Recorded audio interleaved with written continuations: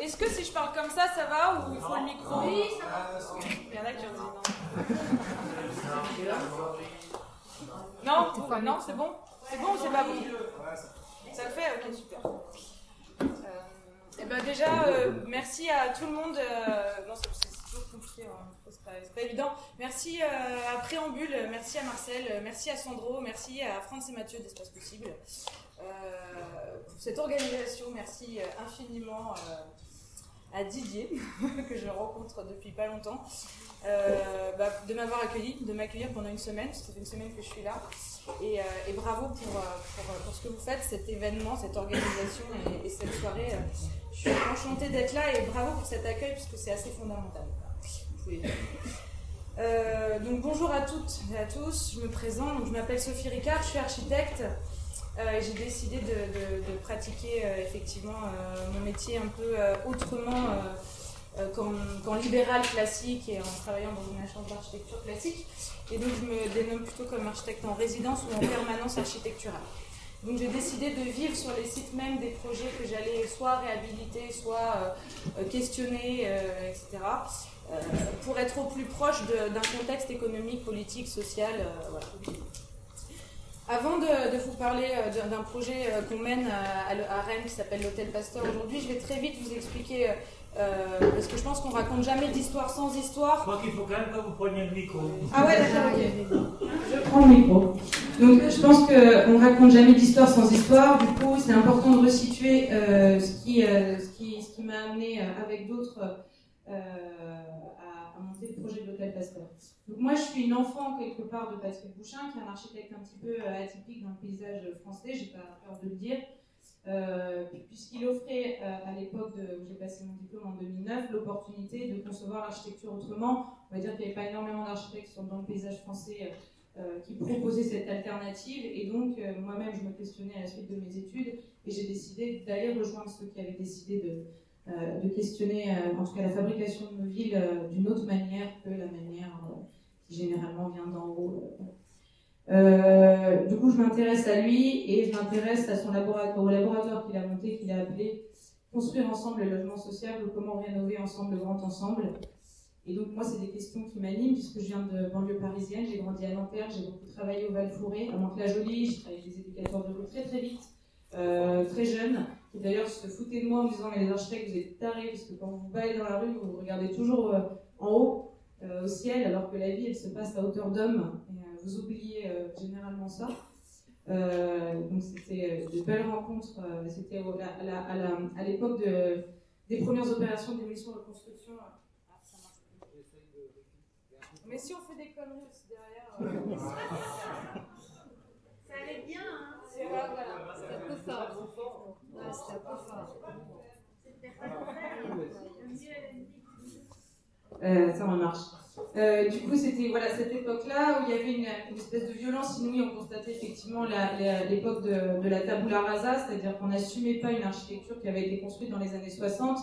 Et les tout débuts alors je ne sais pas s'il y a eu cette même chose en Suisse, là je vous parle d'un contexte français, l'État a mis en place ce qu'il appelle l'agence de renouvellement urbain, qui en gros l'État finançait, aidait les communes qui avaient un territoire, une partie d'un territoire composé de grands ensembles, à rénover ces grands ensembles.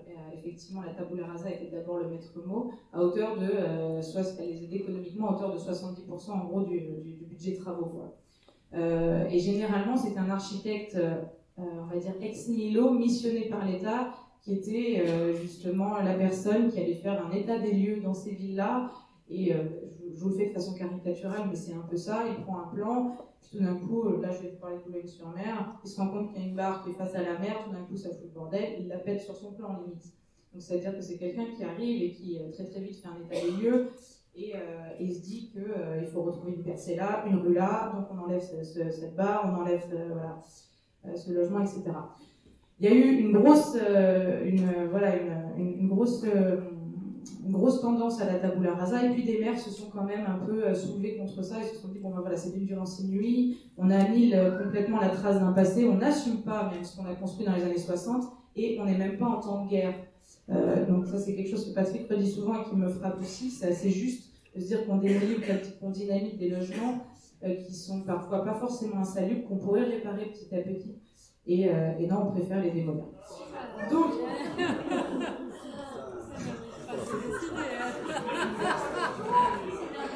perturbation. Appropriation d'espace lumineux. Ça évite ça, on s'endort. voilà, c'est mieux, peut-être. Ouais, c'est mieux. Voilà. Bon, je me grouille.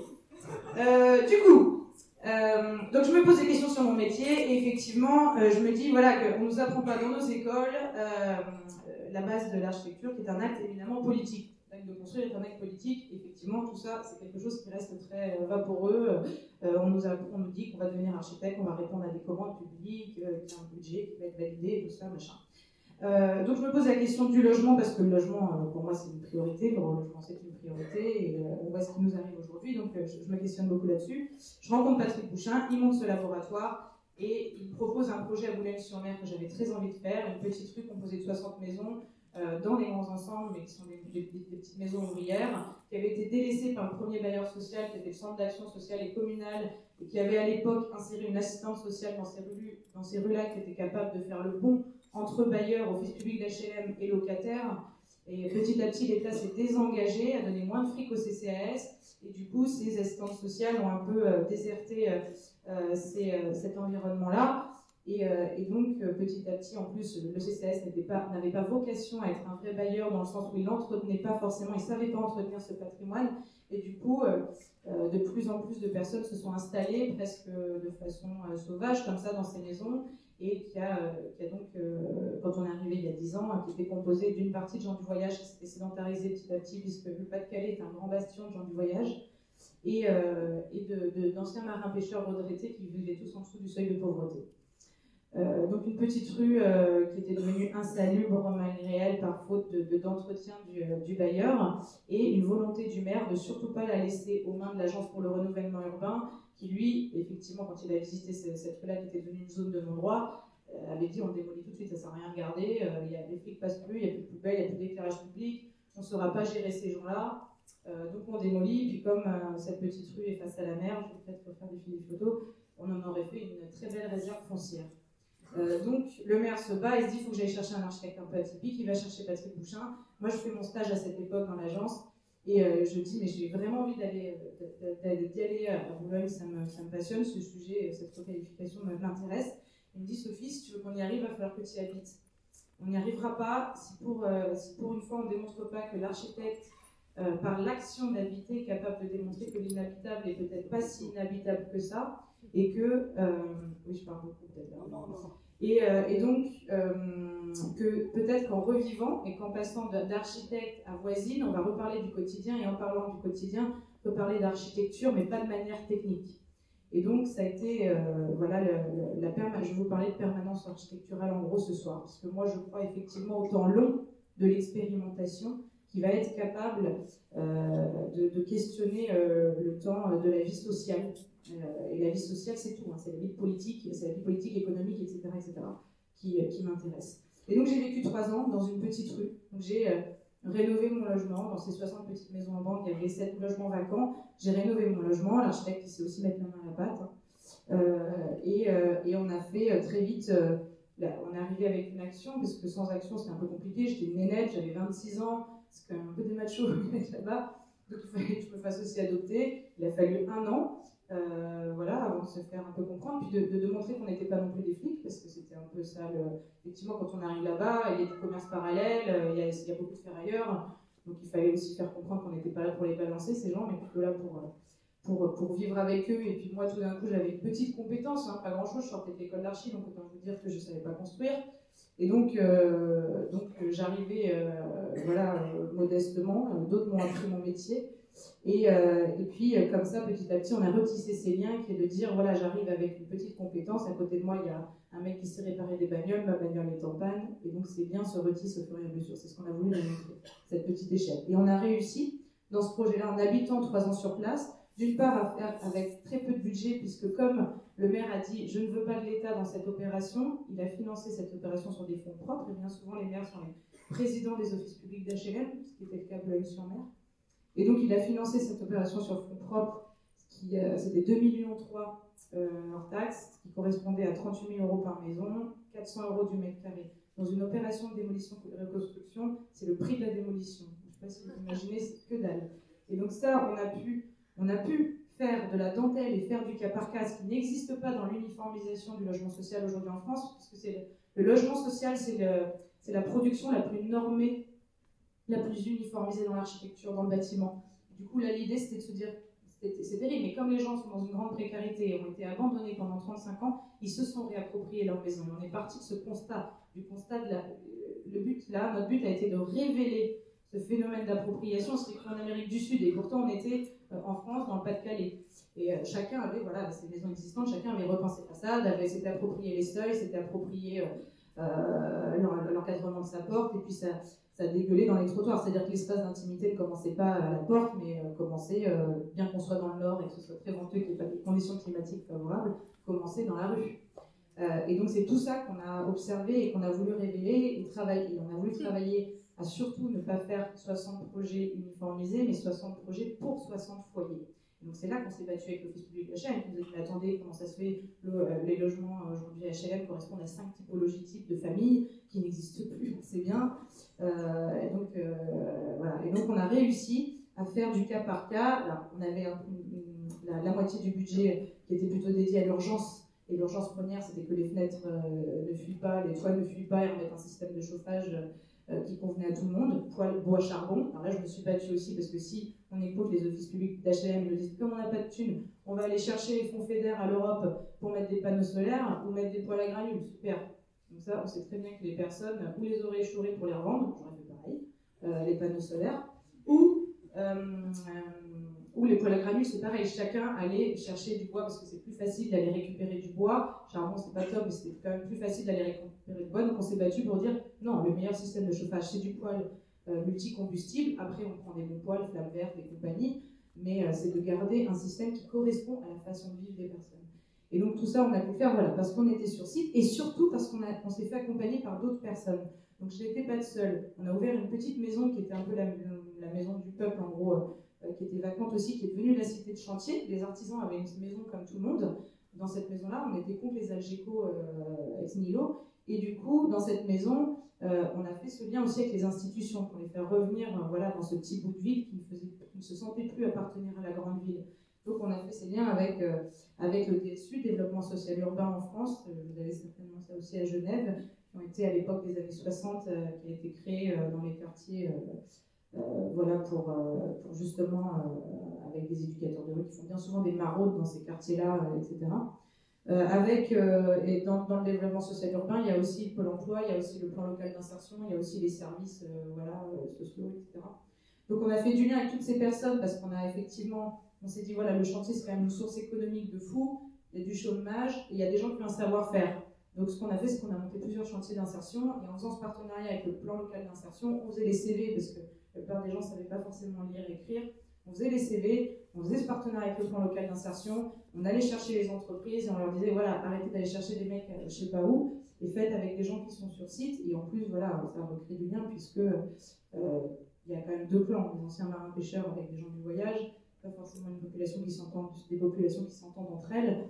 Et du coup, l'idée, c'était aussi par le travail, retrouver un lien social très fort. Il y avait des questions d'expulsion aussi, et toute l'idée était de faire comprendre pourquoi il ne fallait pas expulser ces ferrailleurs, parce que ces ferrailleurs étaient les seules personnes qui travaillaient dans la rue, à la vue de tout le monde, et que justement c'était un travail, c'était une population active, alors que tout le monde, même si tout n'est pas déclaré. Et donc à partir du moment où il n'y avait pas de gros recel, et c'était le cas, c'était quand même une vraie plus-value pour cette petite rue de démontrer qu'il n'y avait pas de distinction entre ce que nos sociétés contemporaines ont créé, cette distinction entre l'emploi et l'intimité. L'emploi est terrible, l'emploi c'est plus la notion de travail. Donc là il y avait vraiment cette notion d'on sortait de chez toi, on travaillait à côté, on faisait de la ferraille ou de la mécanique, et il n'y avait pas ce distinguo.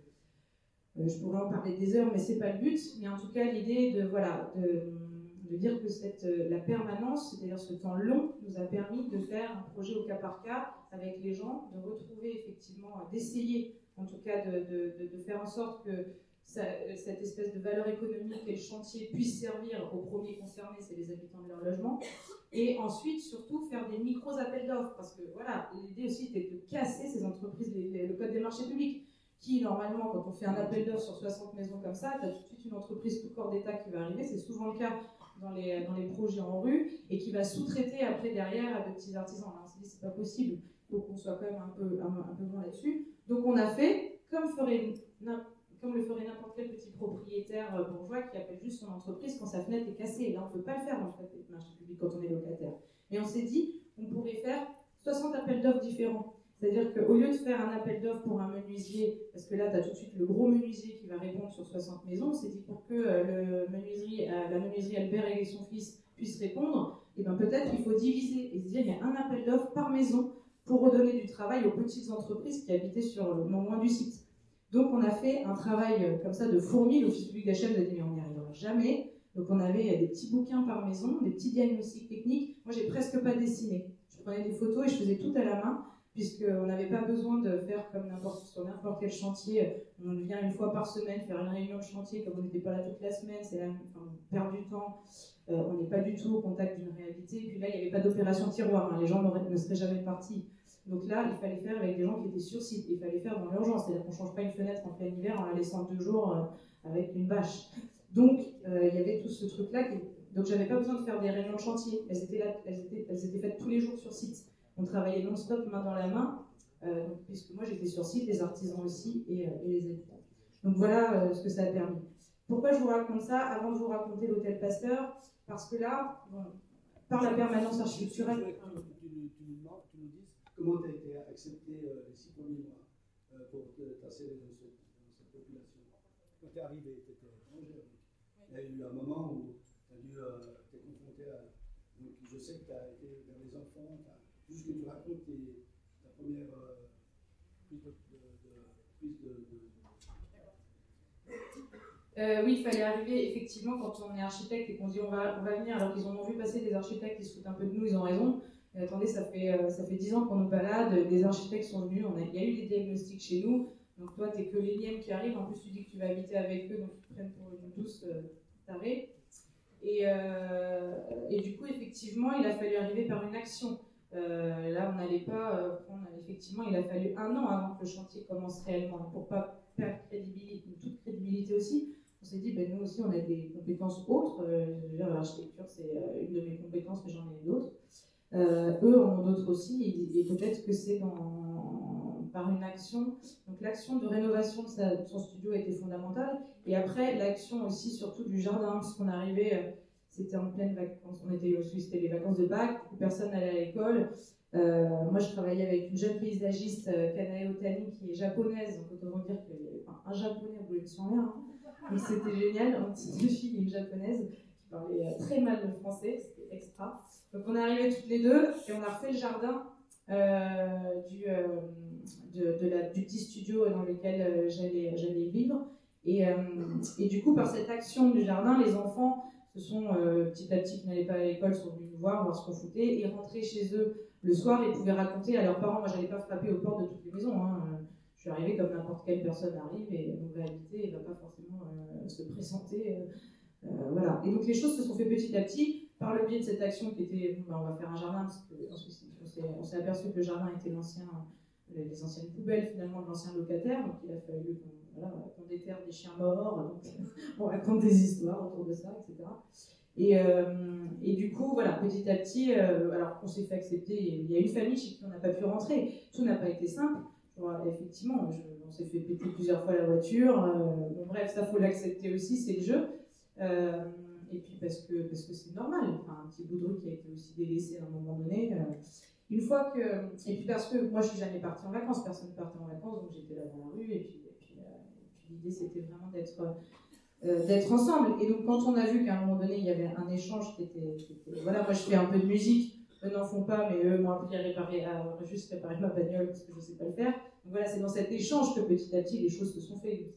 Mais c'est vraiment le temps long. Ça peut se faire que si à un moment donné on est sur site, on peut pas y arriver autrement. Donc effectivement, on a parlé de plusieurs choses cet après-midi. J'étais assez contente d'entendre le collectif OST, il se questionne sur cette chose-là, je pense. C'est aussi la question du temps qui fait qu'on est capable de renverser la situation aussi. Mais on ne savait pas si ça allait marcher ce truc-là. Quand on est arrivé, la méthode elle est incrémentale, c'est-à-dire que nous on nous a dit t'as code 100 € du mètre carré, c'est une zone de non-droit, tu vas y habiter, est-ce que ça allait marcher? Peut-être pas du tout, ça aurait pu ne pas marcher du tout. Ça a fonctionné, mais parce qu'il n'y avait pas la nécessité première était de se dire il faut effectivement que les gens aient chaud. C'est ce que je dis tout le temps. C'est ce qu'on a fait. On a fait notre travail d'architecte. Je ne suis pas animatrice sociale, ça je vais le répéter aussi. J'ai juste, à un moment donné, eu l'envie de me confronter à un autre type à une façon artisanale de faire mon métier et de redonner du sens. Moi, l'agence, ça ne m'intéresse pas, l'agence d'architecture. Je suis incapable de faire ça comme ça. Donc voilà. Je raconte ça pour vous raconter juste après. Donc là, on était vraiment dans une opération où par contre, on était dans l'urgence sociale et il nous a manqué quand même ces liens avec quand il y a une personne, on se rend compte quand on rentre dans une maison qu'il y a le phénomène qu'il y a le syndrome du Diogène, donc des personnes qui accumulent, voilà, ou qui prennent plus de douche, ou qui s'allongent, qui peuvent même plus dormir sur leur lit parce qu'elles accumulent un tas d'objets et de choses. C'est pas nous qui allons tout seul résoudre ce problème, c'est pas notre job non plus, donc il faut effectivement à un moment donné constituer des équipes qu'on ne constitue pas forcément sur nos projets. Donc là, on était dans l'urgence sociale et il nous a manqué effectivement un certain nombre de personnes autour de nous, mais des hôpitaux, des TOBIB, les gens ne seront pas soignés non plus, c'est les flics pour eux, donc on ne va surtout pas à l'hôpital. Mais en même temps, il y a quelque chose de très beau, c'est qu'ils finissent et ils vivent avec leurs vieux, quoi, alors que nous, on ne veut pas de nos vieux. Donc il y a tout cet échange culturel qui a été très important, très fort, et qui fait qu'on a pu arriver à Rennes. Et là, maintenant, je vais vous parler d'un autre projet, qui est... alors, je vais peut-être commencer par une photo juste du bâtiment pour vous contextualiser un petit peu. Celui-là. Donc,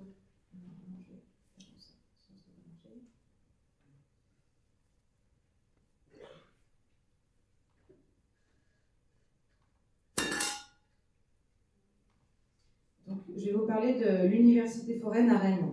Donc, à la suite de cette opération à Boulogne, Patrick a fait 3 projets comme ça sur le logement social et sur l'appropriation du logement social. Et sur Boulogne, on l'a poussé puisqu'on a poussé la permanence architecturale qui habitait sur site.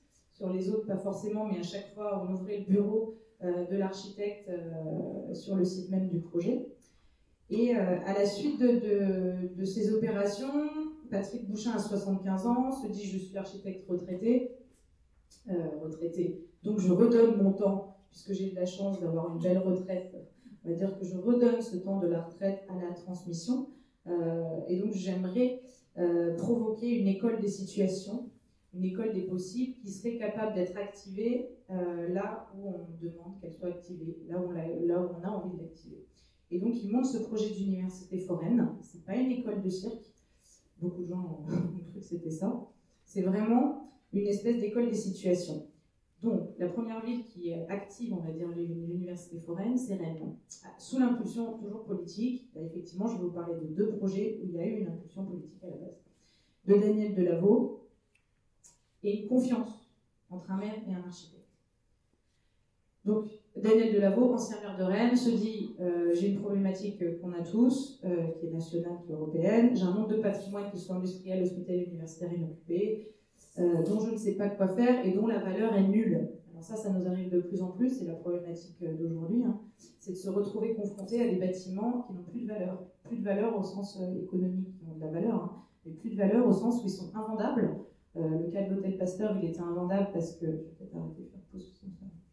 Il était invendable pourquoi? Parce que par manque d'entretien, c'est une ancienne faculté des sciences en plein centre-ville qui a 100 ans, et par manque d'entretien, l'investisseur immobilier regarde la structure et se dit mais moi je vous l'achète pour 1 € symbolique, sinon je ne m'y retrouve pas sur l'investissement.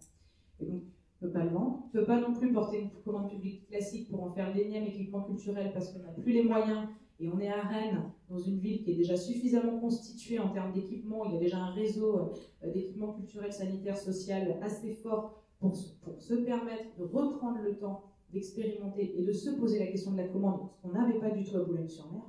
Donc ça, c'est important de faire ce parallèle entre les deux. Donc on n'est pas dans un contexte d'urgence économique, sociale.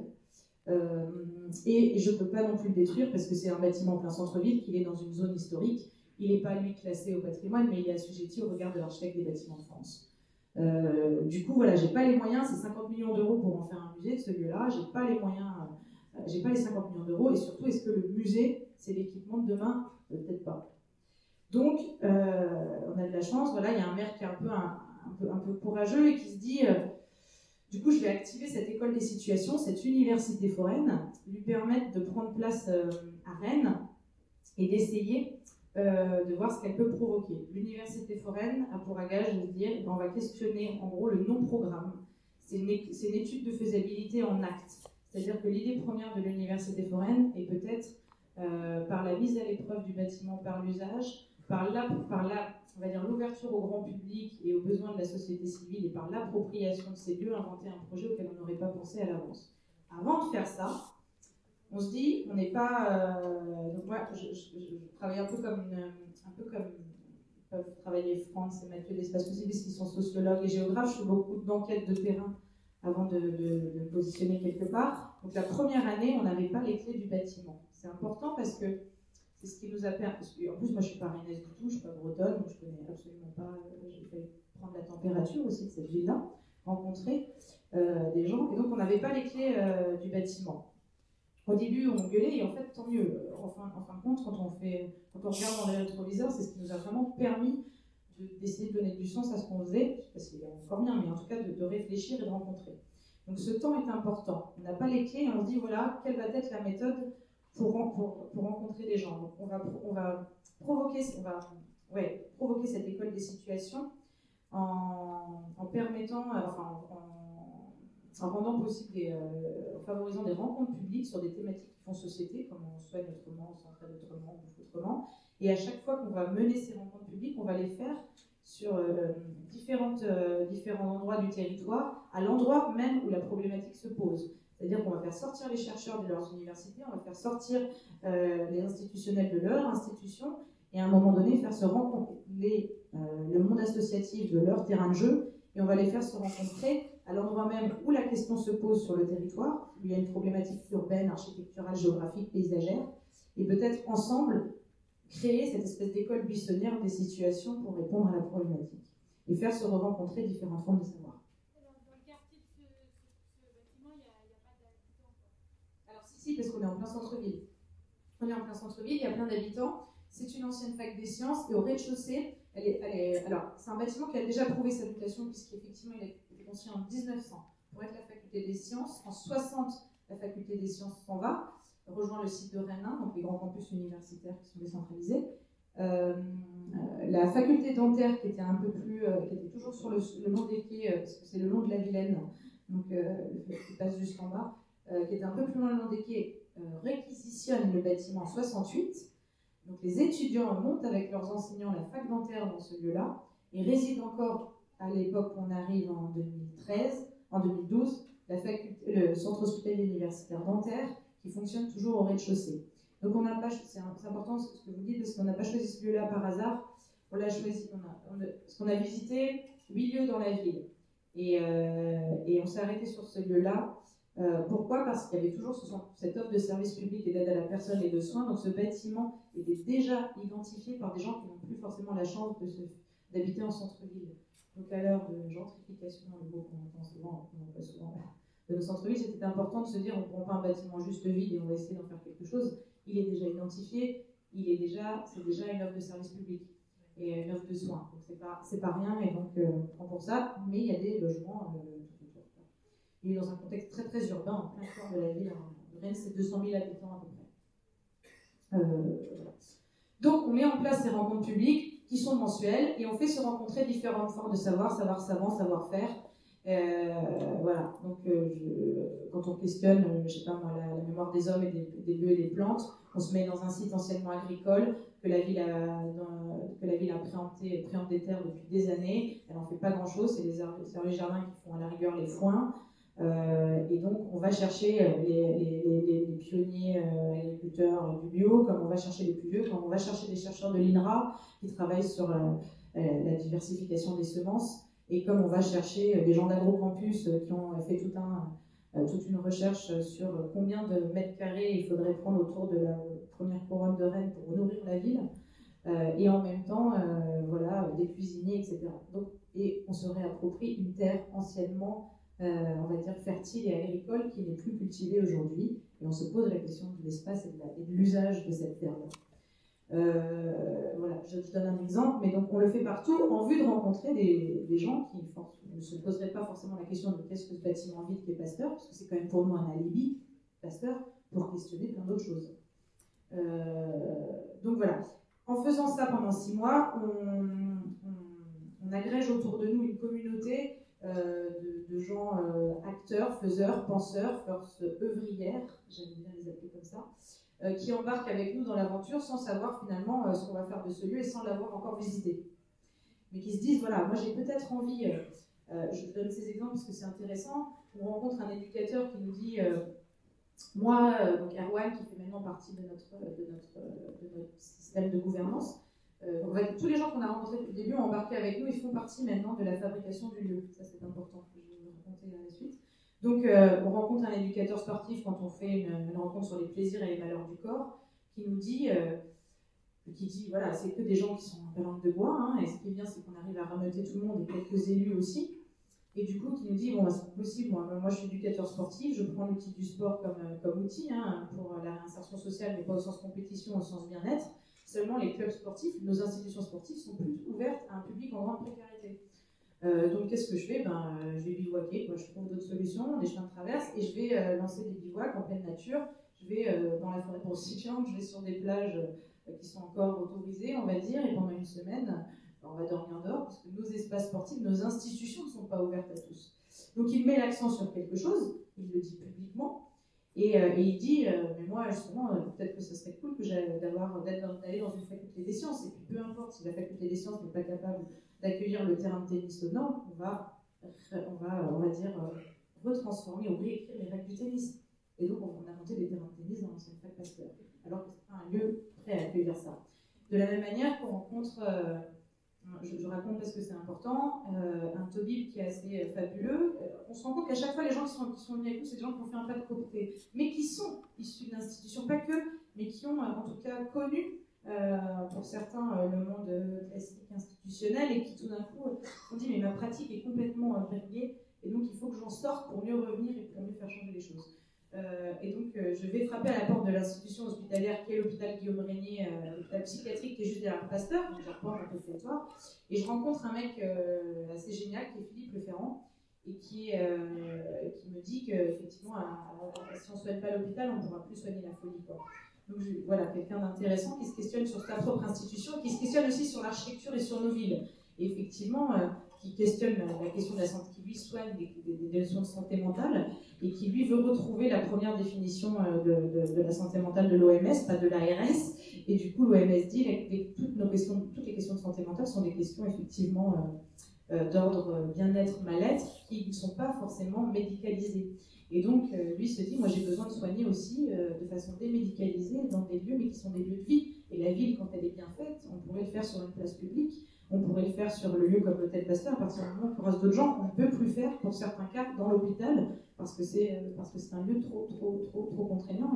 Et si on est tous étiquetés, voilà, c'est de la même manière que quand je vais, alors je ne sais pas si il doit y avoir aussi ce genre de choses en Suisse. En France, il y a ce qu'on appelle les restaurants sociaux qui sont mis en place par les CCAS, qui dépendent des centres d'action socio-communaux. On y mange généralement pour 1 euro le midi, quoi. Et du coup, de la même manière, les travailleurs sociaux se posent la question à dire, est-ce que avoir un restaurant où la personne qui est à côté de toi est aussi dans la même merde que toi à la rue, c'est quelque chose qui... Alors, voilà. Donc, ils se posent tous ces questions-là, ils se disent comment de temps en temps on peut faire un pas de côté, on peut travailler avec d'autres, on peut réouvrir nos lieux surtout. On a réussi à faire des choses fabuleuses, les restaurants sociaux c'est des lieux sublimes, mais on a encore besoin d'arriver ensemble.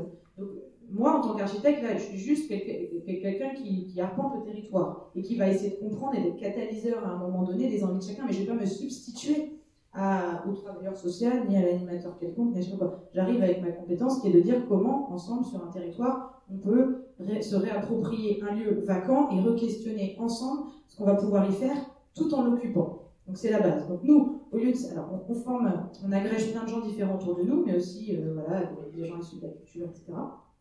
Et dès qu'on a les clés, on les réoccupe. Donc c'est une étude de faisabilité en axe, c'est-à-dire qu'au lieu de vouloir faire rentrer un programme comme on le ferait dans un bâtiment qui n'a pas été conçu pour ça il y a un siècle, et de le faire sur plan, on se dit, bon, on va se tester. On va se tester tous ensemble, on va tester nos pratiques, et on va confronter ces pratiques à la ville, à cette architecture qui est un alibi, à ce toit qui nous permet de faire des choses en étant un peu couvert, en étant quand même un peu, même s'il n'y a pas de chauffage, au chaud quand même, et etc. etc.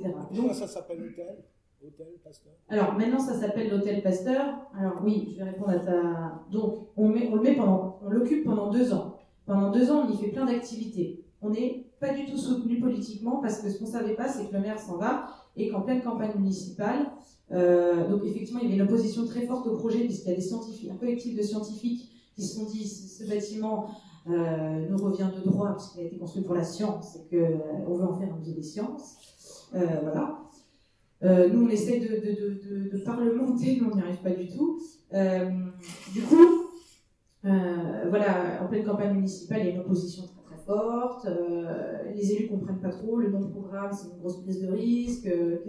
C'est une grosse prise de risque, sauf que quand même, je viens à la question économique. En gros, ce projet coûte un salaire d'auto-entrepreneur. Le mien, plus un tout petit budget qui nous permet de payer des coûts de temps en temps quand on fait des rencontres. Donc c'est que dalle, c'est-à-dire qu'on va réouvrir un lieu, on fait office de service public et d'aide à la personne, c'est-à-dire qu'on réouvre 3000 m² en plein centre-ville de la ville pour permettre à des gens de faire des activités, et des activités ouvertes, démocratiques, voilà. Et en même temps, comme j'ai ma compétence d'architecte, je refais les plans de ce lieu-là. En disant, voilà, en fonction des activités qu'on y voit, on voit comment on pourrait petit à petit juste améliorer, remettre à minima aux normes, mais c'est tout, au lieu de faire le gros projet, voilà. Et donc on accompagne. Et donc au bout de ces 2 ans de mise à l'épreuve par l'usage, et pour permettre, alors, donc on forme, on se dit petit à petit, il faut qu'on invente un espèce de règlement. Donc avec tous nos copains là, Toby, Béduc, artistes, etc., on se réunit une fois par mois, et puis moi j'évoque un peu ce qui se passe sur site, et on se dit, bon, bah, faudrait peut-être qu'on commence. Alors, comment on choisit? On ne choisit pas. J'ai presque plus jamais à dire non à quelqu'un, puisqu'à partir du moment où on a travaillé vraiment sur la notion d'appropriation et non de propriété, les gens ont compris qu'on ne pouvait pas s'installer sur du temps long, par contre, dans ce bâtiment-là, pour permettre une énorme souplesse et une forme d'appropriation pour tous. Il fallait absolument que chacun puisse, à un moment donné, puisse avoir l'occasion d'expérimenter ce lieu, d'expérimenter sa pratique. Et donc pour ce faire, on s'est dit, voilà, on va peut-être dire que la temporalité la plus longue d'accueil est 3 mois, d'1 heure à 3 mois, mais peut-être pas plus, puisque en plus c'est gratuit. Donc l'idée est vraiment de se tester. Et au fur et à mesure, on s'est aperçu qu'on fonctionnait effectivement comme dans un hôtel, où les gens venaient y séjourner. Alors c'est pas un lieu de résidence, parce que j'aime résidence de temps en temps, c'est un mot qui est plutôt issu de la résidence artistique. Bien souvent, l'artiste se coupe quand il est dans un lieu. Il n'est pas forcément en lien avec tout le monde. Un artiste en résidence ne veut pas dire qu'il est sur le territoire et à l'affût des autres. C'est aussi quelqu'un qui peut se couper à un moment donné pour se retrouver avec lui-même, pour sa pratique. Donc, je ne parle pas du mot résidence, mais on est comme dans un hôtel, c'est-à-dire qu'on ne séjourne pas forcément de nuit, sauf si le projet le nécessite. Et on essaye de rester très agile sur les règles de vie commune. Et donc, on se réunit avec notre assemblée des partenaires, on commence à écrire un règlement intérieur, puis très vite, on se dit, attends, mais c'est l'horreur, si on commence à réécrire un règlement intérieur, on va faire la même connerie que n'importe quelle institution. Donc, peut-être qu'on fait surtout pas ça, et qu'on va essayer de définir Pasteur en 10 règles de séjour. Et donc, on a joué au jeu des 10 règles, et on s'est dit, voilà, en 10 règles, on doit pouvoir résumer Pasteur, donc ça parle à tout le monde, et en se disant surtout que la dernière des règles, c'est de pouvoir toujours déroger à la règle, pour permettre une grande agilité, parce qu'on travaille sur la réversibilité de notre architecture quand on dit ça. Donc, on ne sait pas quel va être le besoin demain de la personne qui va frapper à notre porte, et pourquoi lui dire non si on a déjà fait un cahier des charges qui nous contraint. C'est l'horreur. Donc on se dit non, il faut qu'on reste assez souple et assez agile et assez ouvert. Et donc politiquement, ça se passe pas très bien, mais finalement, au bout de 2 ans d'ouverture, on a réussi le rapport de force politique, et petit à petit, la nouvelle mairesse qui donc à un moment donné ferme le projet, donc le lieu ferme pendant 4 mois, notre convention d'occupation n'est pas renouvelée en 2015, et du coup, mais les gens petit à petit m'ont montent un peu au créneau et disent « Attendez, on avait quand même un lieu pour expérimenter des choses ». Des étudiants viennent dire « Non mais nous, on vient faire nos études à Rennes, c'est une ville extrêmement universitaire. Donc on vient de la province, on vient faire nos études à Rennes et vous ne nous incitez pas du tout à rester sur le territoire. Donc d'une part, nos institutions, qu'elles soient universitaires, scolaires, sont fermées le week-end et le soir. Ah, super. Où est-ce qu'on peut se retrouver avec nos copains, si ce n'est les bistrots pour travailler, machin, expérimenter d'autres choses. Et puis en plus, vous ne nous incitez pas à rester, puisque quand on sort de l'école et qu'on va frapper à la porte de l'institution, elle nous dit si tu n'as pas fait tes preuves, tu ne rentres pas. Donc où sont les lieux pour se tester? Où sont les lieux dans la ville où il est permis de faire? C'est marrant, parce que je vais parler du permis de faire d'ailleurs. Du coup, voilà, c'est cette question de permission et cette question de confiance qu'on essaye de réactiver. C'est-à-dire que chacun peut venir, on fait confiance. On n'a qu'une clé du bâtiment qu'on prête depuis 4 ans, personne ne l'a jamais perdue. Ça, c'est quand même un sacré truc, parce qu'on transmet.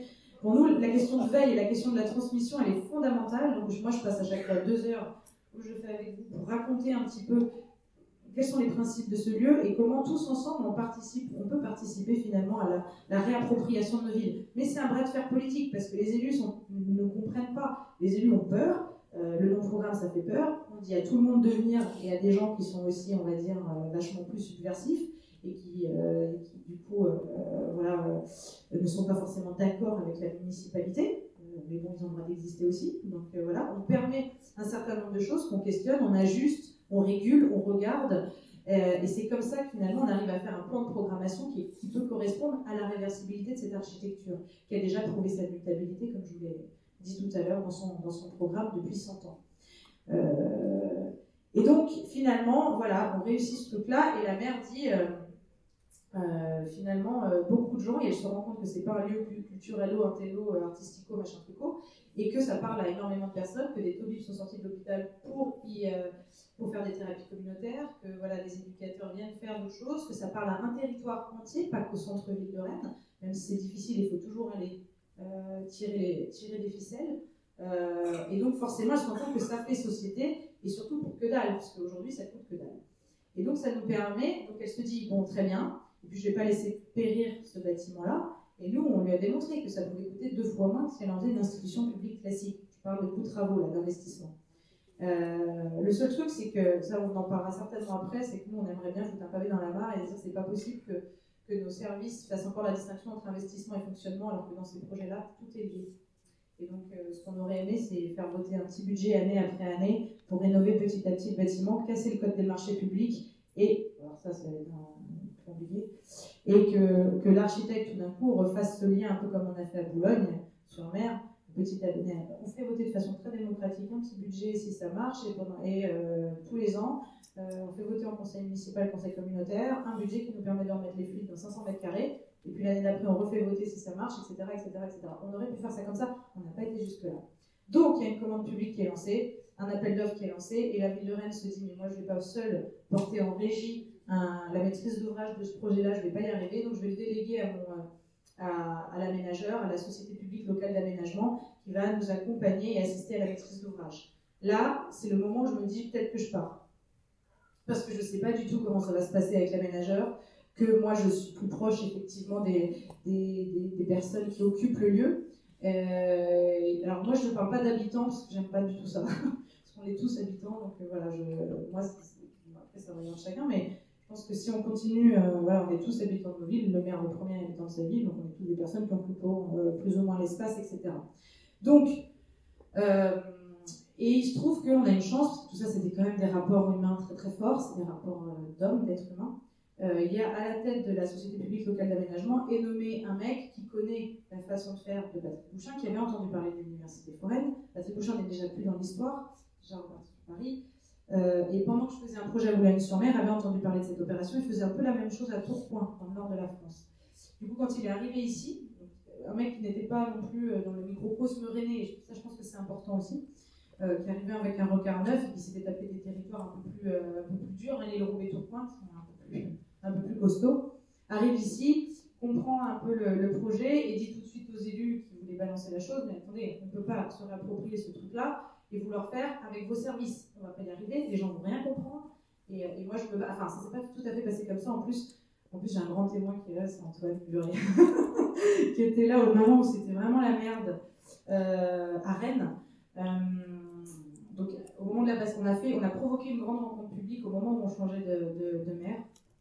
Et dans cette rencontre publique, effectivement, on avait un peu tous les experts autour de la table. Et moi, j'avais exprès rameuté tous les gens qui s'étaient appropriés ce lieu et qui avaient participé à cette démarche en invitant des personnes extérieures que je pensais vraiment intéressantes pour le projet et qui maintenant, avec qui maintenant on travaille en étroit lien et j'espère que ça va accompagner. Là, je parle de la personne d'Antoine Buret, qui est docteur, sociologue. Ça, c'est le pompier. On parle du pompier. Je parle du pompier. Ah oui, d'accord. Bon.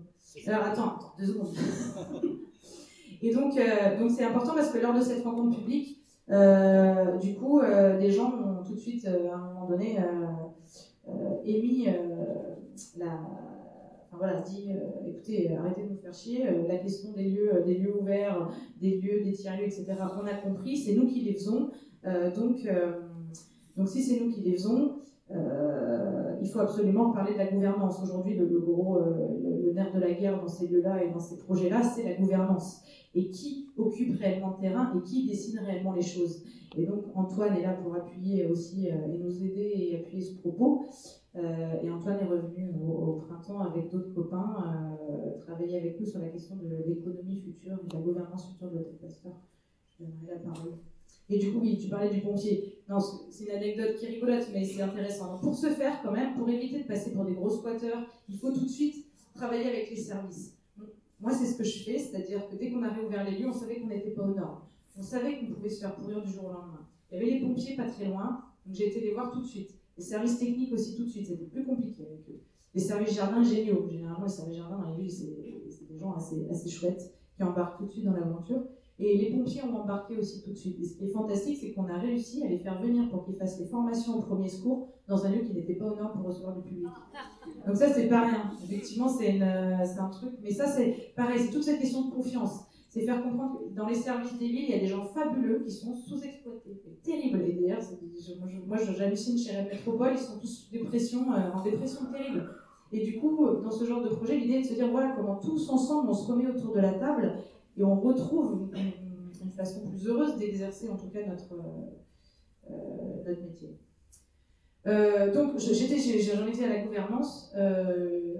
Donc effectivement, une fois qu'on a réussi à faire valider ce projet, que la ville délègue la maîtrise d'ouvrage à l'aménageur, que l'aménageur dit on a besoin de Sophie et des gens qui sont là depuis le début, et finalement on arrive à lui faire dire ça parce qu'on a aussi démêlé les choses avec lui et on lui a raconté notre histoire. Nous, on dit qu'il faut absolument qu'on monte une assemblée des partenaires et qu'on constitue avec ce réseau d'acteurs, qu'on se structure juridiquement et pour éviter effectivement de se retrouver à livrer un bâtiment en 2019 tout beau à la ville qui va dire bon ben s'il n'y a pas de structure juridique derrière, moi j'arrive et je reprends possession du truc, je fous une direction artistique, etc., etc.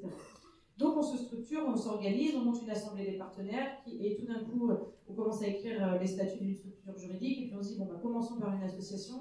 Comme on s'intéresse un peu au modèle des sociétés coopératives d'intérêt collectif, parce qu'on a une grande sœur qu'on connaît bien qui s'appelle la Friche Belle de Mai à Marseille, qui a été une des premières sites culturelles de France, qui a été intéressante parce que justement elle est devenue elle-même propre maître d'ouvrage, donc elle construit des crèches. Même si aujourd'hui c'est un espèce de grosse usine à gaz, la Friche, c'est une belle histoire, il faut toujours regarder ce qui s'est passé au point de départ. Donc voilà, ça nous intéresse, et puis ça repose la question de la gouvernance partagée. Et du coup, on monte une association collégiale en vue peut-être de préfigurer une SIC. Donc on monte cette asso collégiale, et dans cette asso collégiale, donc on a le collège des gestionnaires, aujourd'hui c'est nous avec territoire public, mais demain sera territoire sur la SEM. Et moi je suis restée, j'ai pas voulu me faire salarié, donc je suis restée, voilà une position que j'ai voulu avoir, je suis restée libre, donc je suis missionnée par la SEM, mais je suis pas dans la SEM. Il y a le collège des autres utilisateurs, donc n'importe quelle personne adhère à l'association des Hôtel Pasteur, rentre dans le collège des autres, et parce qu'on n'allait pas faire des conseils collégiaux à 500 personnes, on a dit voilà, il faut qu'il y ait 6 représentants, et tous les ans, ces 6 représentants se font réélire, mais on n'est pas dans l'élection, on est plutôt dans la culture du consensus, on essaye que ça se passe de manière, de cette façon-là, et faire en sorte qu'on ait une gouvernance tournante et des gens qui représentent des besoins aussi tournants, qu'on n'ait pas les mêmes personnes à chaque fois dans le truc. Et on est en train de parler de rôle plutôt que de statut et de position. On est en train de voir comment demain, donc là, je viens de lancer le chantier, en gros, là, on a lancé la première réunion de chantier, je vais vous parler des trucs d'archi après. Donc effectivement, j'ai changé de casquette, puisque comme je suis arrivée en tant que maître d'œuvre architecte, mais comme on a créé la commande et qu'on est en France, on ne peut pas y répondre. Donc, on a lancé un appel d'offres, et donc je suis passée côté maîtrise d'ouvrage. Mais ce qui me plaît beaucoup aussi. Donc, on est passé côté maîtrise d'ouvrage, donc on a lancé un appel d'offres, on a choisi des archis qui sont un collectif d'archis qui s'appelle Encore Heureux, qui sont aussi des enfants quand même de Bouchain, et qui sont un peu spécialistes sur la question du réemploi en architecture, ce qui tombait plutôt pas mal à Pasteur, parce qu'il n'y a pas de grande notion il n'y aura pas de geste architectural dans ce lieu-là. Et donc on sanctuarise un petit peu cette architecture en disant on a le lieu qu'on a, on pourrait toujours le rehausser, c'est pas le but, ça c'est à nos pratiques de s'adapter à notre architecture et non l'inverse, et c'est ce qu'on fait main dans la main avec eux. Ce que je vous ai pas dit, c'est que politiquement il y a quand même quelque chose d'intéressant, c'est que la maire, elle a pas pu quand même se dire toute seule, donc c'est 10 millions d'euros hors taxe, budget de travaux, investissement. Quand elle fait voter ça, elle peut pas le faire voter en disant c'est juste pour l'université foraine, l'hôtel Pasteur, le non-programme et tout machin. Donc elle fait un truc très juste, très judicieux et assez stratégique, c'est que le centre de soins dentaires qui occupait tout le rez-de-chaussée, 1600 m², s'en va en février 2018 pour rejoindre le site de l'hôpital. Il y a un besoin, il y a une démographie croissante en centre-ville, et donc personne ne voudrait contre une école. Et donc elle dit voilà, j'ai besoin de rajouter une école maternelle, en tout cas il y a une école maternelle existante non loin du bâtiment Pasteur, elle est trop petite et inextensible à l'endroit où elle se trouve, donc j'implante une école maternelle, je rajoute 2 classes à la place du centre de soins dentaires. Et donc nous, ça nous va bien, parce qu'on a toujours dit il faut que le rez-de-chaussée reste une institution publique. En plus, on était un peu l'université foraine, donc l'école buissonnière, donc l'école dès le plus jeune âge, ça nous va très très bien, mais dans les étages, il se passe autre chose. Et du coup, c'est ce qui lui permet de faire voter ces 10 millions d'euros. C'est-à-dire qu'elle dit, l'hôtel Pasteur, je le rénove, ce sera une école maternelle. Et dans les étages, je continue d'inventer un autre type de projet et d'équipement, voilà, avec d'autres. Et donc, ce qui est intéressant, c'est que c'est un peu la thérapie de la puissance publique Pasteur. Puisque nous, on n'a jamais lâché sur le fait qu'il fallait dire arrêtez de nous mettre vos institutionnels et vos experts dans la fabrication de ce projet, laissez faire les gens, sinon nous, on s'en va. Et nous, on avait réussi le bras de fer politique et le rapport de force qui était de dire on a fait les plans, on connaît les gens, donc vous ne pouvez pas vous passer de nous quelque part. Et donc, une fois qu'on avait réussi ça, elle ne pouvait pas revenir avec ses grands sabots par le haut. Et donc ça demande à tout le monde d'effectivement décaler un peu sa posture. Donc à l'élu d'accompagner une démarche et de ne pas arriver vers le haut, une démarche un peu où le citoyen a sa place et le citoyen va même rentrer dans la gouvernance, dans la gestion avec des rôles tournants, etc. etc. On va le réhabiliter, mais aujourd'hui le nerf de la guerre est ce sur quoi on travaille, et on travaille avec, aussi en étroite relation avec d'autres lieux qui sont des vrais tiers-lieux comme la mine à Lyon, comme la coroutine à Lille, et donc pour moi, le grand Manitou de tous ces lieux qui a fait toute une recherche, c'est Antoine. Je passerai peut-être la parole. Et du coup, on les a invités et sollicités parce que je pense qu'on n'invite pas ces lieux-là de façon insulaire. Hein. Tout le monde a inventé des choses sur le territoire. Les copains d'Espace Possible ont fait un très beau travail qui pour moi est fondamental, qui est ce tour de France des opérations d'urbanisme autogéré entre guillemets. Et du coup, ils ont une vision comme ça du territoire. Nous, on peut très très vite se recroqueviller et essayer de réinventer l'eau chaude, alors qu'il y a plein de gens qui font des choses un peu partout, de façon peut-être moins institutionnelle, avec moins de bagages, avec pas forcément un Patrick Bouchain derrière soi, etc., etc. Et du coup, c'est pas mal ensemble de refaire corps et surtout de mutualiser nos outils. Et effectivement, comme le dit, je pense Antoine, de documenter aussi ce qu'on fait pour que ça puisse servir à d'autres. Parce que ça c'est assez fondamental, qu'on ne reste pas contre nous et dans ce genre de réunion, et que les gens puissent aussi très très vite s'en emparer sans qu'on se rende compte forcément, sans qu'on puisse activer la chose. Et donc on a le nerf de la guerre aujourd'hui. Pardon. Vous pouvez vous donner une idée sur la manière du financement de votre opération? Comment ça fonctionne par rapport à l'argent qui rentre en actif de la part des participants et en actif de la part de la municipalité? En fait, j'allais y venir. C'est exactement le nerf de la guerre. C'est-à-dire qu'aujourd'hui, effectivement, donc là, je parle. Alors, je vous ai dit, moi, ma mission, qui fait quand même les plans, maîtrise d'ouvrage, coordinatrice d'un lieu, c'est en gros un budget. C'est un salaire. Voilà. Mais ce qui est intéressant, c'est que pendant 4 ans, ça a fonctionné comme ça. Et ça a permis de créer cette commande. Okay, c'est important. Pendant 4 ans, je n'ai pas payé de femme de ménage. C'était un lieu ouvert au public et tout le monde a fait le ménage parce que tous les mercredis, on disait, vous lâchez vos petites affaires, si ce lieu est à nous, ce lieu est à vous, on l'entretient. Et on ne rend pas de compte à personne. Donc ça, c'est important parce que pendant ce temps-là, on a quand même réussi à démontrer qu'on avait mis en place, sans vraiment le mettre, un cadre de réciprocité, mais qu'on n'avait pas forcément évalué. Ça, c'est quelque chose, c'est des choses que nous ont amené justement les copains comme Antoine. Et qu'aujourd'hui, on est en train d'évaluer de façon rétroactive derrière pour montrer à la ville que quand même, pendant 4 ans, il y avait eu une plus-value économique qui n'était pas monétarisable, enfin, qu'on n'a pas effectivement chiffré à la base, mais qui peut être chiffré aujourd'hui pour dire à la ville ce qu'on va vous demander. J'ai fait le calcul de ce que coûterait un équipement public classique de 3000 m². C'est 1 million d'euros de fonctionnement. Je parle en fonctionnement là. Aujourd'hui, nous on se dit, et ça on l'a fait avec les copains en mois de mai, on se dit peut-être qu'on arriverait à demander que 300 000. Il faut quand même les demander à quelqu'un, c'est 300 000 peut-être. Parce qu'effectivement, ce bâtiment aujourd'hui ne coûte rien parce qu'il n'est pas chauffé, il n'est pas chargé. Demain, il va être chargé à la suite de la réhabilitation. Donc, il paye les charges. Il va bien falloir quand même que des gens soient là à plein temps pour gérer le truc. Est-ce que c'est des salaires? Est-ce que c'est des missions? Est-ce qu'il y a une gouvernance tournante? Il n'y a pas forcément une seule et même personne. Est-ce que c'est une communauté d'acteurs qui gère ce lieu, etc., etc. Et donc, à partir du moment où on a fait comprendre à la ville que si elle injectait 10 millions d'euros, c'est parce que nous tous, on lui avait redonné une valeur d'usage à ce bâtiment. Et à partir du moment où on lui a redonné une valeur d'usage, alors on a un poids très très fort politiquement parlant. C'est-à-dire que si la ville aujourd'hui injecte du fric, c'est parce que nous tous, on lui a redonné effectivement une vraie valeur et qu'aujourd'hui ce lieu-là essaime un peu partout dans la ville, puisque les gens sortent, ils ne restent pas dans Pasteur, s'en vont. Ce qu'ils ont expérimenté à Pasteur, ils le reproduisent ailleurs. Donc il y a toute cette externalisation aussi, toutes ces choses-là qu'il faut qu'on capitalise là-dessus, surtout il faut qu'on l'évalue, on l'évalue jamais. Les gens disent ouais, vous faites des animateurs, vous faites du bénévolat, vous faites du machin. Non, on fait plus que ça. Et surtout, on se rencontre, on échange, et donc tout ça, il faut à un moment donné le raconter ou le rendre visible. Et donc, ça, c'est ce qui nous permettra, l'évaluation pécuniaire du cadre de réciprocité et de la participation au fonctionnement des gens dans le lieu, nous permettra toujours d'obtenir un rapport de force avec la ville pour qu'elle puisse nous donner quelque chose. Et à côté, alors, je vais vous montrer peut-être un petit schéma qu'on a élaboré avec Antoine, parce qu'il parle bien sur le modèle économique qu'on a envie d'attendre. On est en cours, donc on l'a pas. Voilà. Effectivement, c'est aujourd'hui notre combat. Aujourd'hui, c'est comment ça fonctionne demain, une fois qu'il est rénové. Donc, mais comme on a 2 ans, c'est génial, parce qu'à chaque fois, on fait tout de manière incrémentale. On a ouvert le lieu, on ne savait pas ce que ça allait donner. On a mis à l'épreuve le bâtiment par l'usage, tout d'un coup, on a monté l'hôtel Pasteur avec d'autres. On a dit, bon, ok, il y a un aménageur qui arrive dans la boucle, bon, comment on fait avec lui? Bon, en fait, il nous comprend, on se comprend, on a confiance, parfait. On ramène les élus petit à petit, mais on les invite, les élus, c'est pas eux qui nous invitent, c'est nous qui les invitons. Puis après, voilà, une fois qu'on a réussi tout ça, on lance un appel d'offres, il y a des archis qui arrivent, qui parlent aussi une même langue, mine de rien, ça, quand même, ça facilite les choses.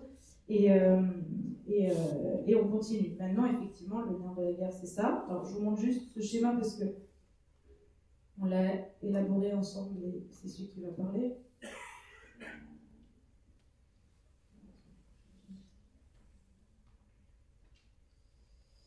Effectivement, là c'était les photos, voilà, se rassembler à l'endroit même de la situation, c'est ça. On a arpenté le territoire, à chaque fois on faisait nos rencontres sur des endroits qui questionnaient la problématique, le sujet de la rencontre. Donc un réseau d'acteurs dans la ville. Donc Pasteur, c'est pas un nouvel équipement dans la ville, c'est un outil dans un réseau de lieux et de gens. C'est pour ça qu'on veut faire aussi cracher les autres. Quand une institution publique vient à Pasteur, l'institution publique elle a des fonds, elle peut participer au modèle de fonctionnement de Pasteur. Donc on pourrait se dire, ça nous demande c'est une précarité de moyens, mais qui va nous offrir une grande liberté d'action derrière, une grande liberté au sujet de la gouvernance. Parce qu'on pourrait se dire, je donne un exemple tout con, le Théâtre National de Bretagne vient 1 an faire une pièce de théâtre, non, 2 mois, je dis comme 2 mois. Lui, il a besoin de sortir de son cadre parce qu'aujourd'hui, qui s'est évacué au théâtre à part un public d'abonnés, personne d'autre. Donc il se dit, moi j'ai besoin de refaire du lien avec d'autres gens qui n'ont pas la chance de venir au théâtre, ça ne marche pas dans mon institution, donc je vais prendre un lieu qui est maintenant identifié et qui est devenu un lieu de vie. Donc c'est une plus-value pour son théâtre, pour lui, pour ses agents. Donc il doit participer.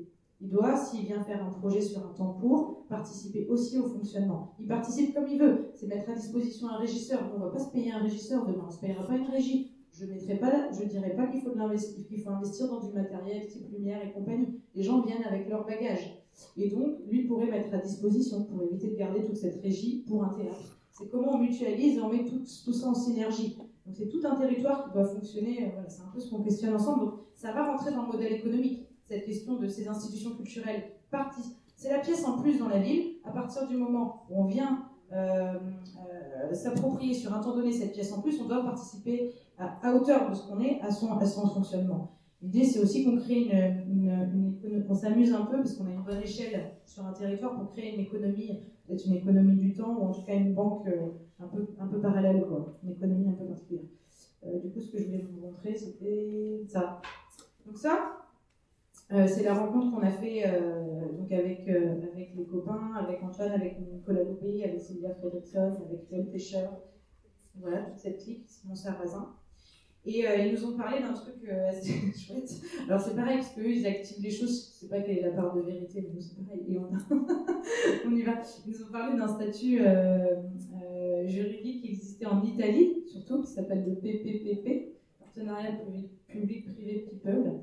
Peut-être que je peux laisser la parole, peut-être qu'Antoine en parlera mieux que moi d'ailleurs, si tu veux en parler.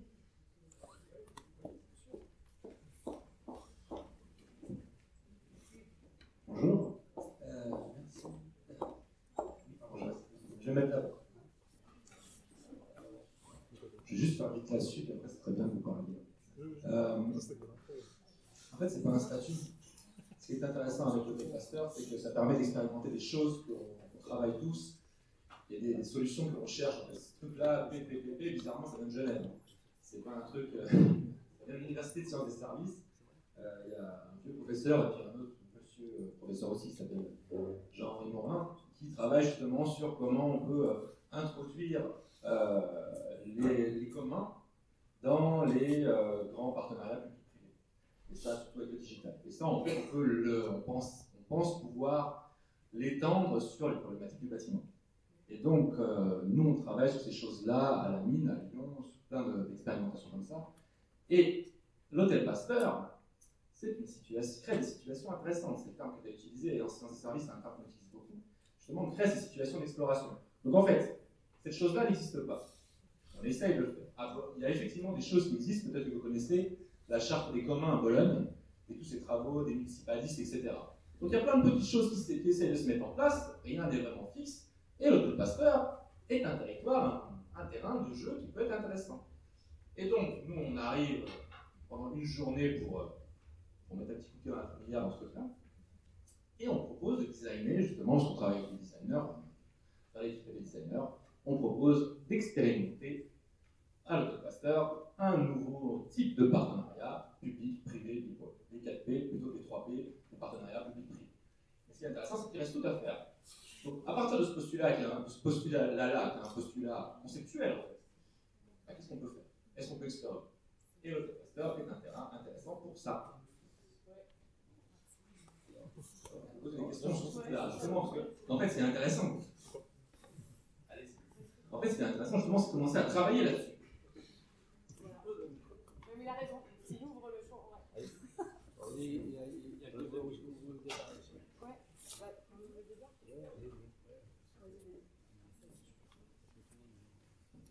Merci pour cette introduction. Des lueurs de l'hôtel Pasteur.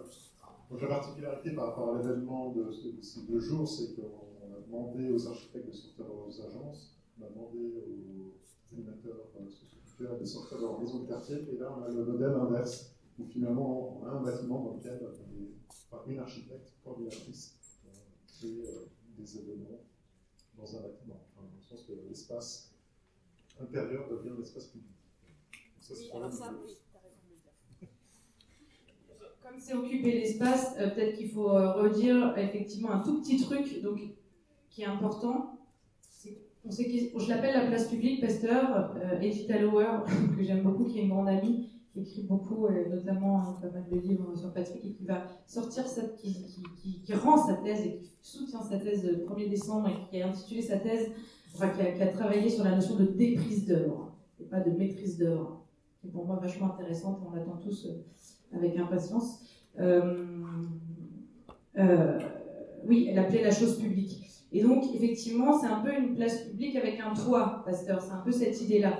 De se dire que voilà, nos espaces sont surassujettis, là, pour reprendre la casquette de l'aménagement, enfin, de l'aménageur, architecte, urbaniste, enfin, en tout cas, le monde de l'aménagement aujourd'hui est un monde très hiérarchisé qui planifie. Et on voit bien aujourd'hui qu'il faut être résilient, et donc c'est un peu l'idée d'arrêter de planifier, de reprendre le temps. En politique, c'est complexe, parce qu'un élu, tout le problème il est là, c'est que si on sait plus s'entendre, on sait plus parler, et on fonctionne tous avec des temps de travaux très très différents.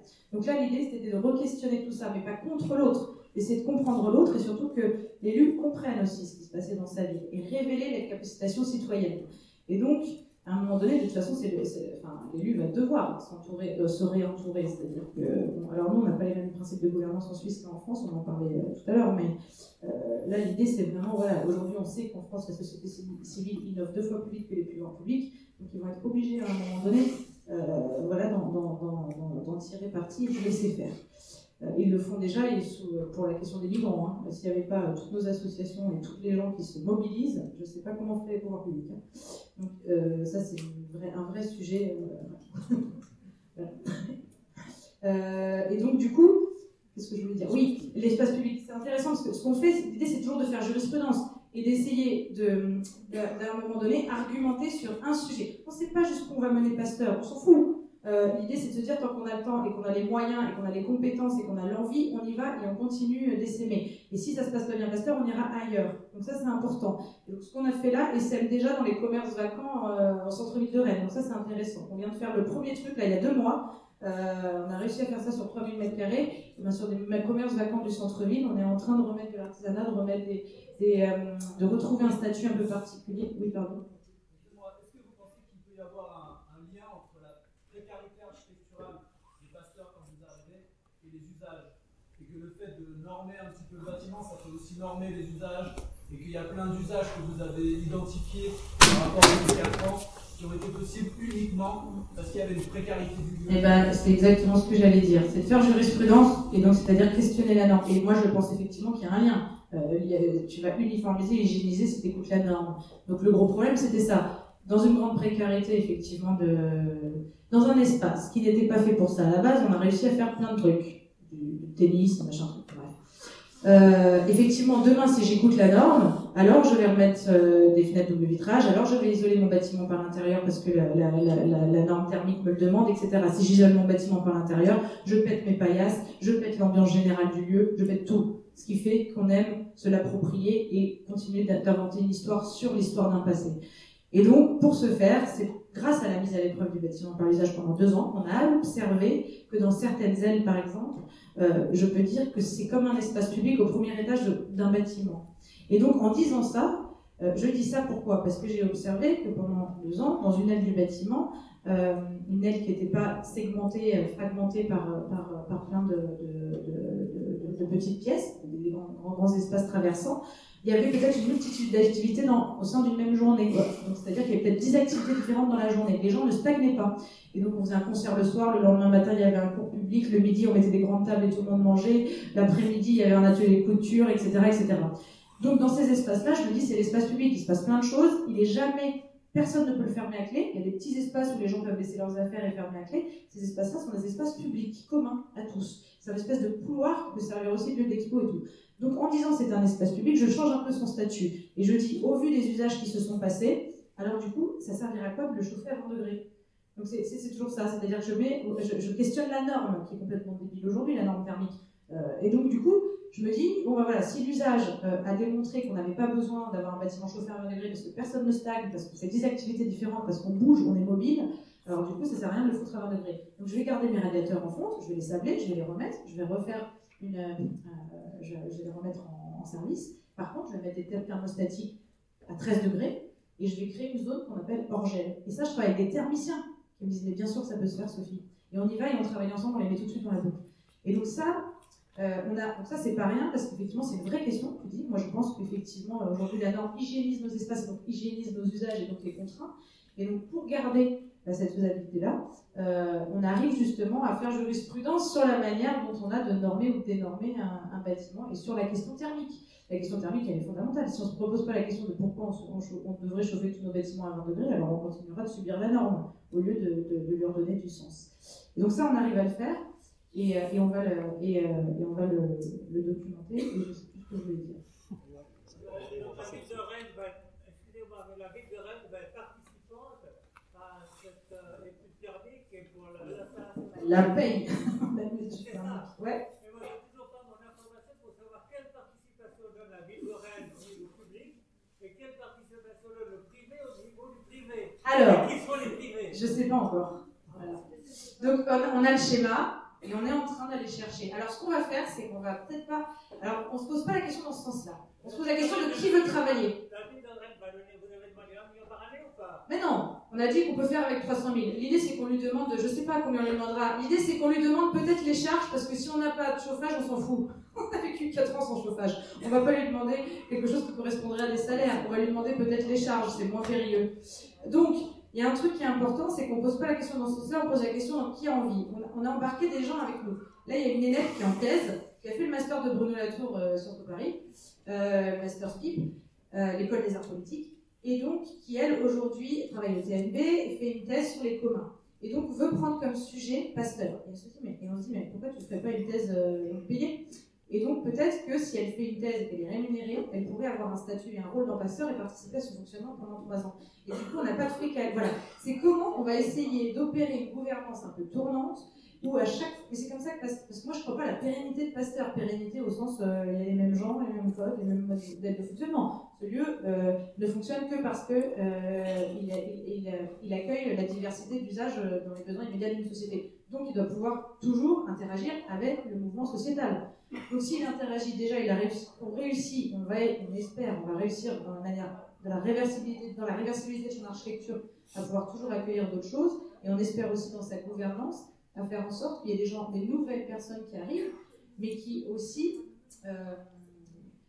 on n'est pas là pour faire du salariat, juste pour faire du salariat et pour avoir une gouvernance type une direction, le régisseur, l'administrateur, le machin, le truc. C'est pas le but. C'est plutôt de se dire comment les gens s'en emparent de ce lieu-là et s'en emparent par leur capacité, par leurs compétences, par machin. Et avec des rôles tournants. On a un mec qui est à la rue, qui est là depuis 4 ans dans le bâtiment et qui aujourd'hui avait fait un petit service civique et qui aujourd'hui on va réussir à lui trouver, à dégoter de l'argent pour qu'il puisse avoir un vrai rôle dans ce lieu-là. Et demain partir pour faire autre chose.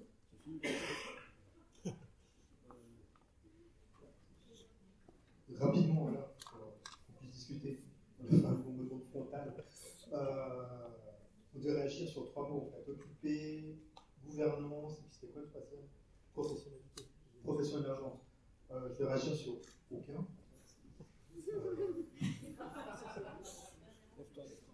Non, je veux pas lever, je suis bien ici. Alors, en fait, j'aime beaucoup ce retour d'expérience. Ça me rappelle de vieilles histoires, des expériences modèles, ces petites utopies qui circulent, qu'on visite, qu'on accueille, qui nous font rêver à un moment donné. Et peut-être pas forcément sur une transformation majeure de la façon de produire la vie. Ça m'a beaucoup fait penser en fait à quelque chose, un mouvement au début à la fin des années 70 en France, où les architectes français faisaient le voyage en Italie. Ils découvraient les façons de produire la ville en Italie, à Bologne notamment. Et ils s'extasiaient après dans les revues en disant qu'à Bologne, en Italie, même les architectes sont modestes. Ils ont appris à discuter avec les habitants, à vouloir recycler le bâti, le transformer et adapter la structure historique à de nouveaux usages. Et puis au même moment, il y a un ouvrage majeur dans l'histoire de l'architecture qui paraît, qui est La nouvelle culture urbaine de Ciarelli, où il raconte comment, sous une municipalité communiste, ils ont pris en charge la transformation du bâti. On est très proche de ce que vous racontez. On retrouve les mêmes procédés, avec des interventions légères, qui respectent la matière du lieu, mais qui l'adaptent à un nouveau mode de vie.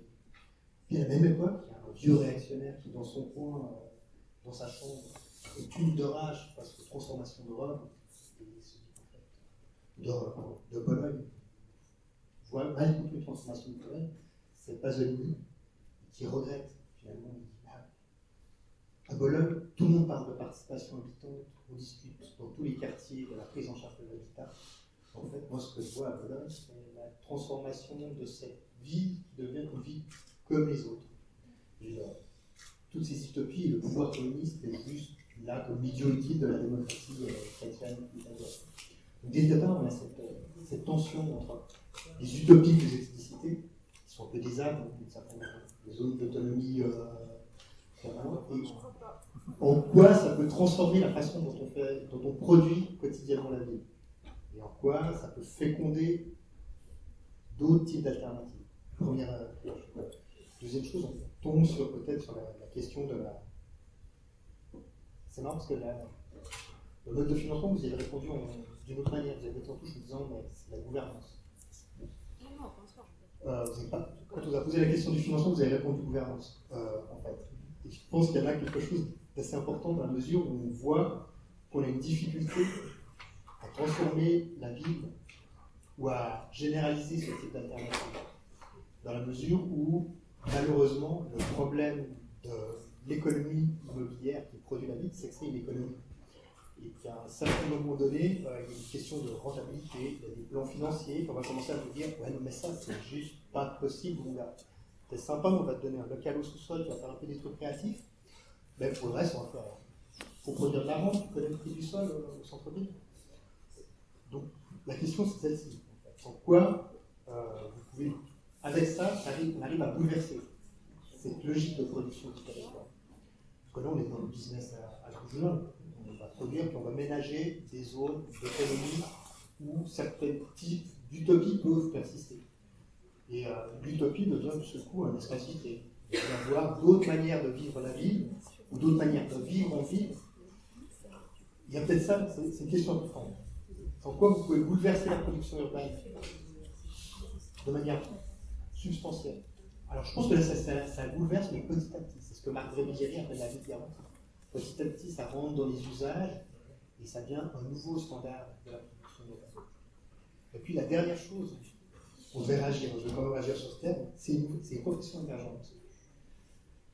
Aussi, un truc que je trouve intéressant à penser, c'est la manière dont ce dispositif crée de nouveaux régimes d'action sur la vie et donc de nouvelles professionnalités.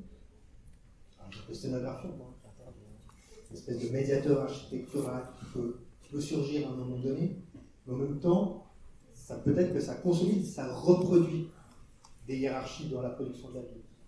Tout au bout du bout, il y a l'architecte qui va venir et qui fait un appel d'offres avec des gens, je vous cite, qui parlent la même langue. Donc on se comprend. Et puis, peut-être qu'il faudrait réfléchir à autre chose. Il y a un beau texte dans Dîner et Filles qui parle de l'urbaniste amateur, au sens de l'amateur au XVIIIe siècle. Le type qui a développé une culture urbaine qui s'intéresse aux choses de manière désintéressée. Peut-être qu'un des enjeux où l'architecte et action sociale pourraient se retrouver, c'est la production de cet amateurisme éclairé en termes d'urbanisme. C'est-à-dire ce que fait Urs Supinger à Neuve, être un conseiller en lutte urbaine ou un conseiller en architecture. C'est-à-dire, je vais renforcer les personnes, je vais les habiliter, mais tout au bout du bout, moi je ne suis plus là, parce que ce n'est pas mon business. C'est les habitants qui doivent se saisir de la question urbaine à l'échelle du quartier, c'est les habitants peut-être qui doivent se saisir de l'habiter à un moment donné. Voilà.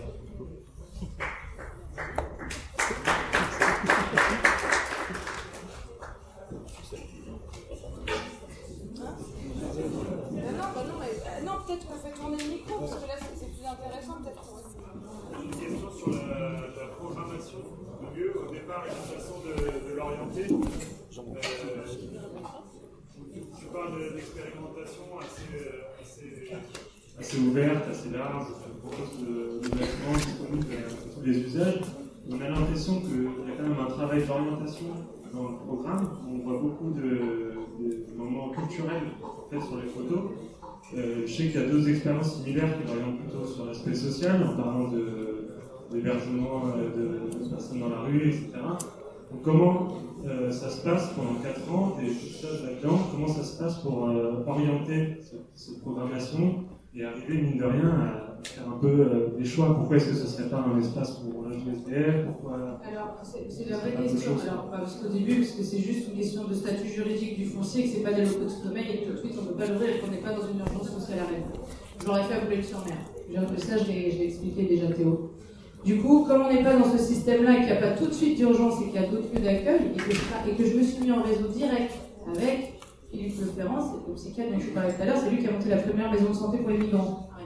Il fait partie de l'équipe mobile de précarité psychiatrique, que j'ai été voir ces éducateurs sportifs. Donc ça, c'est tout le travail en amont qui a été fait quand on n'avait pas les clés du bâtiment, qui m'ont permis effectivement d'éviter que la culture des cultures, entre guillemets, se saisisse de ce lieu-là, parce que c'est effectivement en plein centre-ville, c'est dévoué à ça, ce lieu-là. Donc il a fallu, heureusement, d'une part que je venais de l'opération que je venais, d'un autre contexte, puis je viens avec ce que je suis aussi. Moi, regarder des artistes travailler, c'est vrai, enfin, voilà, si ça n'a pas de sens, ça n'a pas de sens. C'est ensemble, c'est un tout qui me plaît.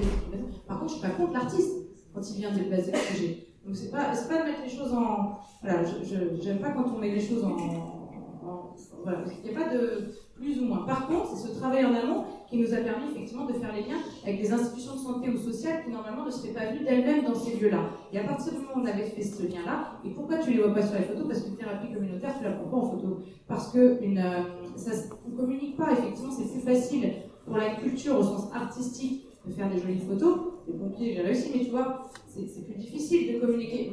Il y avait des cours de français. On accueille depuis 1 an, on a dérogé à la règle pour accueillir, on accueille les cours de français pour les demandeurs d'asile. Donc ça fait 1 an que les demandeurs d'asile sont un pasteur, et là on a dérogé tous ensemble à la règle des 3 mois parce qu'on s'est dit qu'il y a une urgence sociale. Et si demain, par contre, il y a l'urgence sociale de réquisitionner le bâtiment pour en faire un lieu d'accueil de nuit, on en fera un lieu d'accueil de nuit. Il n'y a pas l'urgence sociale encore à Rennes. Mais aujourd'hui, ce qui nous a permis, en tout cas, effectivement, d'ouvrir les possibles, c'est ce travail en amont et ce travail de terrain et d'offrir la possibilité à d'autres de venir aussi s'en saisir, quoi. La question, c'était pas tant de dire c'est mieux ou moins, mais comment est-ce que toi, tu structures ces choix-là, en fait? Comment est-ce que quelle équipe J'ai surtout pas. En fait, j'ai pas à dire le non. C'est parce qu'on a fait ce travail de terrain au point de départ que des gens ont embarqué. À partir où on a mis l'hôpital dans la boucle, les CCAS, les centres. Ça, c'est toi qui l'as fait? Oui. Tu cherché ah bah oui. Bah oui. Et en fait, tu as fait un choix. Non, j'ai pas fait de choix. Les gens ont embarqué ou pas dans l'aventure. Je me suis pris plein de porcs dans la tronche. Surtout au début de l'université des forêts. Donc, politiquement, on était complètement pris pour des cons, quoi. Donc, c'est une vie très bourgeoise, Rennes. Universitaire, on aussi très. Voilà. Et donc, eux, ils ont leur institution un peu figée, machin truc, et en même temps, il y a une vraie force étudiante.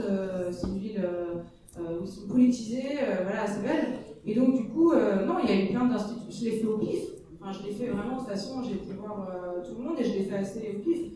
Par contre, je l'ai fait avec. Et tout ça, c'est des. Bien sûr que l'individu a une position là-dessus. Bien sûr que ça n'aurait pas été Sophie, ça aurait été quelqu'un d'autre. Il y aurait peut-être eu d'autres. Oui. Par contre, on a essayé de faire en sorte de questionner ce qui fait société. Donc, c'est surtout des gens qui embarquent. Aujourd'hui, c'est des gens qui embarquent.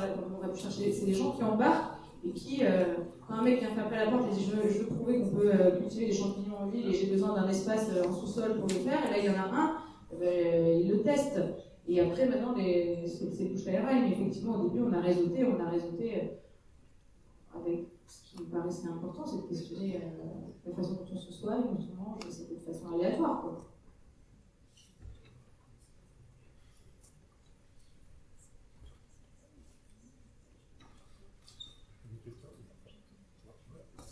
J'aimerais bien rebondir au fait sur ce que tu as dit, c'est-à-dire comment on continue à occuper les lieux, parce que je pense que c'est quelque chose d'assez fondamental en réalité, c'est-à-dire que il semble que pour réussir à occuper les lieux de manière assez permanente, il faut quand même faire confiance à tout le monde, c'est-à-dire que tout le monde est capable, et puis qu'on soit en plus grand nombre, sinon on va se retrouver dans des expérimentations qui sont très très intéressantes, qu'on avait pu, que vous vivez vous à Rennes, qu'on a pu vivre ici à Genève ici à un certain moment.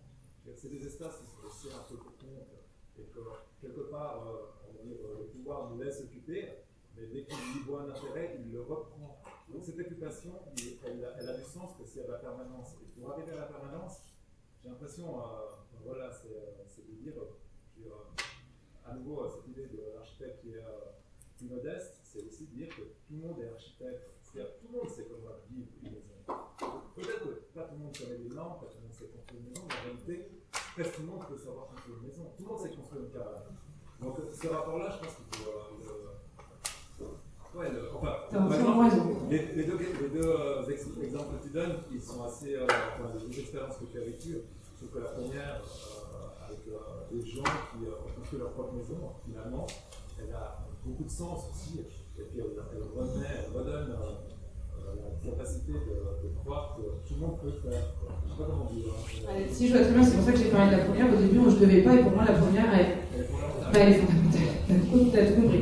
Elle ne peut pas engendrer la seconde, elle est fondamentale. C'est le début, c'est le lien, c'est l'habitat, c'est l'habiter, c'est la question de d'être voisin et d'essayer de se confronter à l'autre et de vivre avec l'autre en société. De faire société dans et de garder une intimité. Donc ça, c'est le propre de l'individu aujourd'hui et de comment, oui, moi je suis d'accord avec toi, elle est fondamentale. Et tu as raison de dire qu'aujourd'hui, c'est pour ça qu'il faut qu'on fasse corps, c'est pour ça qu'on a un mouvement, c'est pour ça qu'il faut qu'on aille voir d'autres. Moi, quand j'ai appelé Antoine, je venais pas de son monde quelque part. Et lui non plus venait pas du monde de l'architecture. Mais il faut que, mais tout de suite, on s'est entendu parce que quand même, je voyais bien que chez Antoine aussi, c'est une nécessité, c'est une urgence de s'entraider et de faire un maillage sur le territoire. À Rennes, on a tout de suite fait venir des gens de partout pour qu'ils ne comprennent pas que c'était qu'un truc réno-rennais, quoi. On a été chercher des gens qui viennent d'un peu partout sur le territoire. Quand on a fait, on pourrait être à Rennes ailleurs, on s'en fout. Il y a un contexte politique, économique, social qui fait qu'on fait ce truc-là. Par contre, il y a des gens partout qui se questionnent et des gens qui ne viennent pas du même milieu que nous. Antoine, il est pas architecte. Moi, je ne suis pas travailleur social, je ne suis pas du tout. Enfin, bref. Et ils nous ont amené quelque chose de très fort. Là, je vais peut-être te laisser la parole. C'est qu'effectivement, dans le monde du numérique, moi, je ne suis pas issue du monde du numérique, mais quand même, déjà sur les questions de gouvernance et d'outils, en termes de gouvernance partagée, ils sont meilleurs que nous. Ils sont très très bons. Ils savent faire, parce qu'ils savent coder, effectivement, tu en parlais tout à l'heure. Et en plus, eux-mêmes se sont dit très vite qu'il fallait documenter et qu'il fallait, mais ça je vais peut-être laisser Antoine en parler, mais c'est une vraie question pour justement qu'on instruise à plus grande échelle un vrai rapport de force pour éviter que ce soit, qu'on soit plus nombreux et qu'on soit tous quand même experts. Effectivement, il ne faut pas laisser le sujet de l'économie à l'expert comptable. Il faut qu'on soit bon sur cette économie. Je n'ai pas encore répondu parce qu'on est en train de chercher la réponse. Mais il faut qu'on soit bon. Ça marche, oui. Répondre. Non, mais parce que ça commence l'heure tourne et puis on voit que les gens commencent à partir. Je voulais juste réagir parce que moi, j'avais envie que Sophie, avec son expérience, vienne nous raconter ça. Parce que moi, un certain nombre de gens ici ont milité pour des lieux culturels. Et je trouve qu'il y a un supplément d'âme et dans ce projet. Et je pense que toutes les utopies, il y a 2 jours, on fêtait les 100 ans de la révolution d'octobre à Moscou, en Russie, en URSS. Et aujourd'hui, il est bon ton de dire c'est un échec, le communisme est un échec. Les utopies, souvent les utopies, vous pouvez parler de Cuba, chaque fois qu'on est un copain, on n'ose plus entreprendre les choses. Moi, je suis pour le permis de faire. Il faut faire les choses et puis on sera récupéré. J'ai fait le festival de la bâtie. Les gens encore aujourd'hui de ma génération disent ouais, mais c'était sympa, on était un convoi. Maintenant, c'est n'importe quoi, c'est un truc élitaire, tout ça. Oui, c'est peut-être la vie. C'est effectivement entre le moment où on a créé cette chose, cette urgence, en 76, 77, et puis aujourd'hui, 40 ans après, évidemment, le festival de Genève, qui n'est pas le festival de la bâtie, a changé. Et je ne le connais pas forcément. Mais enfin, je ne vais pas faire le vieux combattant qui regrette. Il y a simplement les révolutions tombent et il y en a une nouvelle qui approche. Attendez la suivante, elle arrive tout de suite. Mais peut-être Antoine, vous voulez dire un truc? Non. Posez une question.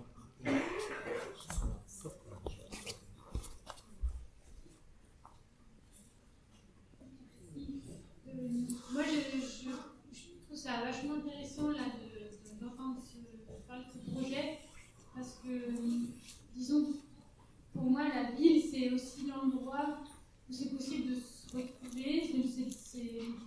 Comment dire, il y a un problème de lieu de rencontre, à mon avis, dans ces années.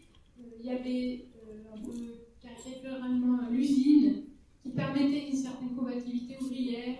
Il y a eu délocalisation, flux tendu, sous-traitance et tout ça qui a disséminé, disons, la production sur l'ensemble du territoire. Il y a idéalement la place du village, où on peut débattre démocratiquement et choisir les orientations pour la ville. Il y a en réponse la prévention situationnelle, où ça permet de surtout pas rester et surtout pas pouvoir se retrouver. Et je pense qu'il y aurait plein d'autres à décliner, mais je pense à ces deux exemples. Et puis là, d'un coup, je me dis, en fait, oui, bien sûr, c'est le lieu de rencontre qui manque. Et oui, bien sûr, là, l'architecte, il a carrément son rôle à jouer. Et c'est bien qu'il se préoccupe de bâti, quoi. Et voilà, c'est juste ça que je voulais dire. Moi, je trouve intéressant dans cette histoire de lieu de rencontre, parce que c'est que on parlait de la base du village, on parlait des bistrots, l'espace public, etc. La particularité de Pasteur et ce genre d'initiative que moi j'appelle tiers-lieu, je pense que c'est appelé comme ça, c'est que la rencontre ne se limite pas à elle-même et ne se limite pas simplement à la discussion, même au débat.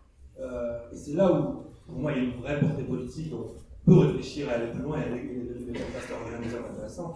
C'est que de la rencontre naît du travail finalement, il y a de la création. Les gens ne vont pas simplement se rencontrer pour discuter ou passer un moment plaisant, comme on l'a pu le voir sur les photos. Il y a ce moment plaisant de convivialité, effectivement. Mais l'objectif, c'est de créer quelque chose. Créer quelque chose qui solutionne un problème ou qui crée une situation qui vise à solutionner un problème, etc. Et c'est pour ça que l'exemple, quand on est venu avec des copains d'un peu partout en France, même en Égypte, etc., et qu'on est venu pour passer un moment, pour discuter, effectivement, comme ça a réussi à une époque, comme ça peut se faire dans tous ces lieux utopistes des années 70, mais on est venu avec la particularité de savoir travailler avec l'outil informatique et de travailler directement sur du service. C'est comme ça que l'on travaille, sur du code et sur du service, en vue de créer un mouvement ou de créer un changement, de créer un changement d'usage. Et c'est effectivement ce qui s'est passé. La preuve, c'est que 3, 4, 5 mois après, Sophie vient ici, moi je ne l'ai pas revu depuis, elle me ressort le schéma, je ne me rappelle même plus qu'on avait fait, je me dis, ça c'est pas con. C'est pas con ce schéma qu'on a fait ensemble. Donc on a créé quelque chose qui n'est pas simplement de la discussion, c'est pas simplement détendu ou dire les autorités sont des cons, telle entreprise c'est des cons. Non, on a travaillé avec les autorités sur ce modèle-là. Et les autorités publiques qui étaient présentes ce jour-là ont accepté de travailler sur ce modèle-là qui les remet en cause, qui les oblige à se repenser, mais de toute façon, si on s'adresse vraiment aux autorités consistantes, ils savent qu'ils sont obligés de se repenser. Et à Genève, c'est la même chose. Une des preuves de tout ça, il me semble, tout à l'heure vous parliez de normes, de re-questionner la norme, et blablabla, et blablabla, et blablabla. Il me semble que dans ces lieux-là, il n'y a pas une sorte de... En général, on parle de questionner la norme. Ce n'est pas simplement une sorte de la questionner la norme, c'est d'en recréer. De recréer des normes et des standards comportementaux. Et une des preuves de tout ça, c'est, je ne sais pas si ça sera effectivement l'hôtel Pasteur, mais il y a une forme de loi, une forme de nouvelle norme qui est sortie de toutes ces expériences menées par Bouchin. C'est le permis de faire. Le permis de faire permet de changer la loi, donc permet de changer le quotidien, permet de changer les usages à une grande échelle. Et ça, c'est un acquis de ce genre d'initiative, qui sort des utopies des années 70. Et je pense que c'est intéressant aussi de pointer ces trucs-là et d'aller plus loin là-dessus.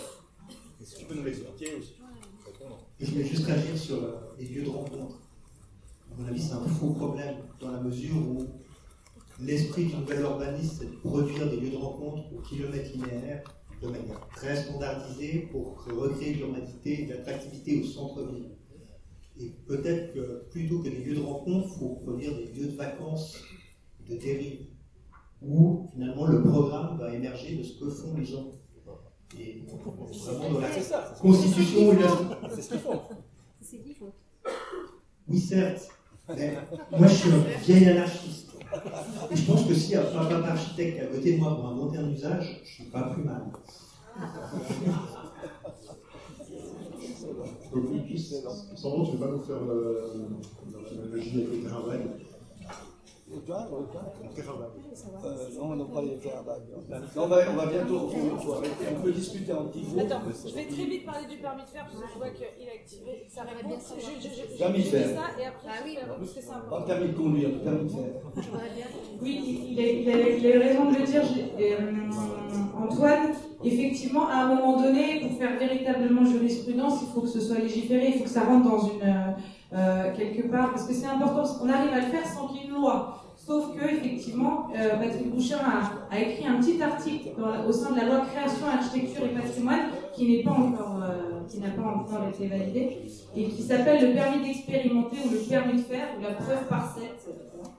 Et donc, l'idée, c'est le permis de faire, en gros, c'est est-on capable, je vais le redire de cette manière-là, de juger une œuvre a posteriori et non a priori. C'est ça le permis de faire. C'est-à-dire comment on est capable, dans la commande publique, d'accepter l'incrémentalisme dans un projet. C'est-à-dire d'accepter le laisser-faire, d'accepter effectivement qu'il y a des situations où on ne sait pas, mais c'est un projet de ne pas savoir quoi faire et de le donner à d'autres. Donc c'est cette question de la transmission, du relais politique, de la gouvernance, c'est la base. Si je parle de gouvernance, c'est pas seulement d'économie, c'est parce que ça va ensemble. Mais effectivement, qui décide, qui fait quoi, qui occupe, c'est ça qui est important. Et le permis de faire, c'est ça. C'est peut-on, alors pour être très, pour donner une image très précise, on choisit aujourd'hui, dans le concours d'architecture, on choisit une image sur une image de synthèse. Peut-être que cette image de synthèse va être livrée 10 ans après qu'elle a été choisie, que l'élu aura changé, que le besoin aura changé, que l'image ne sera plus du tout, n'aura pas du tout, l'œuvre construite n'aura pas du tout la gueule de l'image de synthèse qui a été choisie il y a 10 ans, 15 ans, même 20 ans, et je ne parle même pas de l'aéroport Notre-Dame-des-Landes. Donc, voilà.